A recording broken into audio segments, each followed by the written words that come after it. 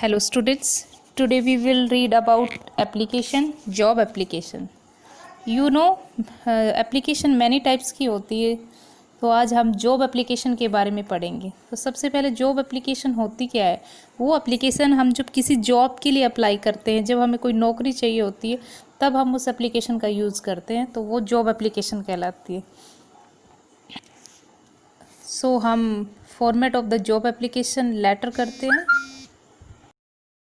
तो देखिए format of job application letter, ये फॉर्मेट है एप्लीकेशन का। तो सबसे पहले name and address of the applicant, सबसे पहले ऊपर क्या आएगा, एप्लीकेंट का नाम और एड्रेस, उसके बाद डेट, और next subject application for the post of, किस पोस्ट के लिए अप्लाई कर रहे हो, जैसे किसी कंपनी में एज ए मैनेजर या फिर किसी पोस्ट पे टीचर के लिए अप्लाई कर रहे हो, तो वो सब्जेक्ट में लिखना है। डियर सर और madam, this is an response to your advertisement in medium of advertisement dated of the post of, ये सब मैंने आपकी इस मतलब न्यूज़पेपर में देखा, ये एडवर्टीज़ मुझे जहाँ से मिली, इन डेट को मिली, वो सब लिखना है।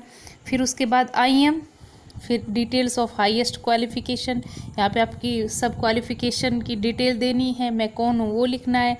And I have number of experience in company of report such as names of companies. तो देखिए यहाँ पे को कितने साल का एक्सपीरियंस रहा, इस कंपनी कौन सी कंपनी में रहा वो लिखना है। Currently I am working with, अब एट टाइम मैं कहाँ पे वर्क कर रहा हूँ। Name of organisation currently employed with as destinations, since date since working with the organisation, कब से कब तक मैं यहाँ पे काम किया वो सब लिखना है। My job profile entails details of the current job profile, ये सब इसमें फिल करना है। जैसे ये एक फॉर्मेट है। आगे देखिए पैराग्राफ चेंज होता है। I also have dash details of any additional qualification if any, अगर अलग से आपने कोई क्वालिफिकेशन ली है तो उसकी डिटेल्स फिल करनी है। I am a hard working sincere dedicated worker by working, अपने बारे में मतलब सब बताना है कि मैं किस टाइप का हूँ। Working in companions of such repute, I have learned certain values such as integrity and respect for people and swear by them now. I assure you that if I am selected by your organizations, I will give it my best and promise you a result-oriented tenure. My resume has been enclosed for your kind pursuit. I look forward to hearing from you. Thanking you in anticipations with best regard. Name of the applicant, यहाँ पे applicant का नाम लिखना है।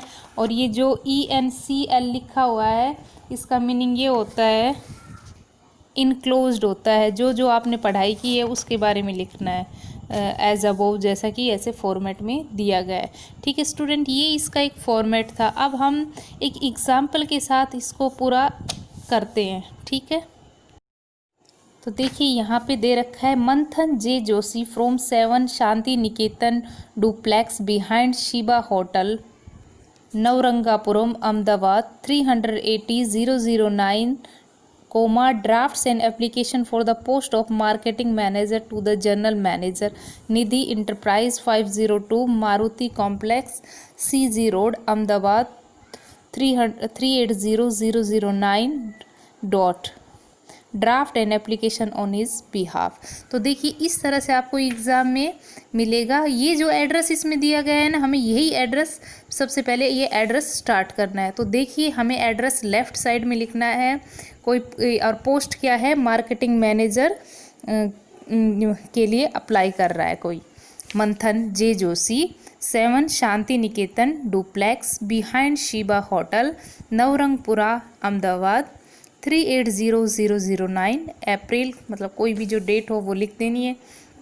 अब किसको लिख रहा है, the general manager Nidhi enterprise 502 Maruti complex CG road Ahmedabad 380,009। ठीक है, यहाँ तक ये अब इन दोनों का एड्रेस हो जाता है कि कौन लिख रहा है और किसको लिख रहा है। तो यहाँ पे आपको सब क्लियर हो गया होगा कि इस तरह से आपको एड्रेस लिखना है लेफ़्ट साइड में। अब आगे करते हैं, स्टार्ट करते हैं। डियर सर, उसके बाद subject application for the post of marketing manager. ठीक है, ये हमारा सब्जेक्ट हो गया। Having read your advertisement for the post of marketing manager in the Times of India, in which date, कोई भी जो डेट हो उस दिन मैंने टाइम्स ऑफ इंडिया में पढ़ा था। I am inspired to write this application. I feel that my education and experience duly meet your requirement. Kindly consider my application favourable in the light of the following details. ठीक है, उसके बाद हमें personal जो biodata है वो fill करना है। पहले आएगा उसमें फुल नेम, उसके बाद फुल नेम जो भी इसका जो फुल नेम था क्या था, मंथन जय कुमार जोशी। हमें वही नाम लिखना है जो हमारा क्वेश्चन में लिखा गया हो। उसके बाद उसका फुल एड्रेस, जैसे 7 Shanti Niketan duplex behind Shiba hotel, Navrangpura Ahmedabad 380009। और ये कौन है, मेल है। बर्थ डेट, उसका बर्थ डेट अगर उसमें दिया गया है तो ठीक है, वरना कोई भी हम बर्थ डेट जब बायोडाटा बनाते हैं तो लिखते हैं, वही पूरा बायोडाटा बनाना है। हाइट और जो वेट है वो लिखना है। अब आगे है लैंग्वेज नोन, जो लैंग्वेज आप जानते हो, जैसे मदर टंग गुजराती या अदर लैंग्वेज जो भी आप जानते हो। नेशनैलिटी इंडियन हो। एजुकेशन HSC में आपने कितने % मार्क्स गेन किए और उसके बाद कौन से बोर्ड से किए वो लिखना है। उसके बाद कौन सी degree, bachelor in business BBA किया है, जैसे bachelor in business administration grade 1 which university, कौन सी यूनिवर्सिटी से किया। उसके बाद मास्टर ये MBA किया, मास्टर इन बिजनेस एडमिनिस्ट्रेशन कौन सी यूनिवर्सिटी से किया। सब में ऐसे करना है कि कितने % किया, कहाँ से किया और कौन से ईयर में किया, तो ये लिख देना है। उसके बाद एक्सपीरियंस लिखना है। I have been working as an assistant marketing executive in Shri Ram Plasto Chemical 107 Sanidhya Jagannath road Rajkot 360002 since October 2009। अब एक्सपीरियंस इसने लिख दिया है कि कहाँ कौन सी जगह पे इसने काम किया, कौन से साल में किया। अब आगे है reason for change reference for better prospects, कि आपने उस जॉब को चेंज क्यों किया। तो professor doctor HM Desai, principal school of management Gujarat university Navrangpur Ahmedabad.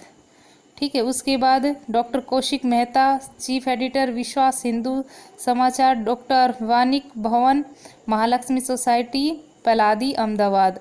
If selected I shall try my best to justify my appointment with all my worth and capacity. Thank you, your truly मंथन जोशी। ठीक है, reason for change reference, इनके reference से change किया वो reason यहाँ पे दिए गए हैं। ठीक है, उसके बाद हमारा ये आता है, जैसे हम लोगों ने फॉर्मेट में भी पढ़ा था इनक्लोज्ड, तो इनक्लोज्ड को देखते हैं। इनक्लोज्ड में कुछ नहीं स्टूडेंट, बस ऐसे true copies of the following, सबकी ट्रू कॉपी दिखानी होती है, जैसे HSC marksheet, HSSC certificate, BCom marksheet, BCom certificate, BBA marksheet, BBA certificate, MBA marksheet, MBA certificate and last में एक्सपीरियंस सर्टिफिकेट, ये सब इनक्लोज्ड में आता है।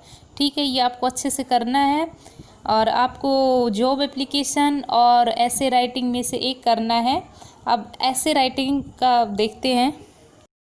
सबसे पहले देखिए ऐसे writing. An essay is written composition expressing one's personal opinion और आइडियाज़ और टॉपिक। ऐसे लिखने के 3 पार्ट्स होते हैं, उसके introduction, the body of the essay and conclusion. ठीक है, तो ऐसे राइटिंग हम इस तरह से करेंगे। तो सबसे पहले इंट्रोडक्शन में क्या आता है, this should be brief and interesting, it could be definition and explanation of the title. ठीक है, उसके बाद द बॉडी ऑफ द ऐसे, जो मेन होता है उस ऐसे में वो लिख देना है, this is the main part of the essay, it consist of fact and reflection of the writer of the given subject, each point should have a fresh paragraph and the paragraph that the easy forms readable whole piece of the composition. और last है इसका conclusion, ये बहुत important है, the ending like the beginning should be short and striking and should come naturally never and एब्रुप्टली, the ending could be simple sentence and short summary. ठीक है, अब इसका हम एक एग्जांपल देखते हैं। तो देखिए ये इस तरह से आपको startup India, stand up India ऐसे पॉइंट्स दिए गए होंगे। Initial launched by PM gift and youth of India, aim economics growth and career career growth of the youth, Start Up India and Stand Up India high level interministration panel, opportunity for new business ventures with innovative ideas and skill promoting entrepreneurs and connected IMMS, NIT and others। तो ये इसमें introduction देना है सबसे पहले startup India का, उसके बाद इसका जो बॉडी होता है उसका जो भी बीच का हमें मेन डालना होता है वो, और लास्ट में हम इसका कंक्लूजन लिखेंगे। ठीक है स्टूडेंट, एक बार जब हम रिवीजन करेंगे तब इसको फिर से करेंगे। Okay, thank you.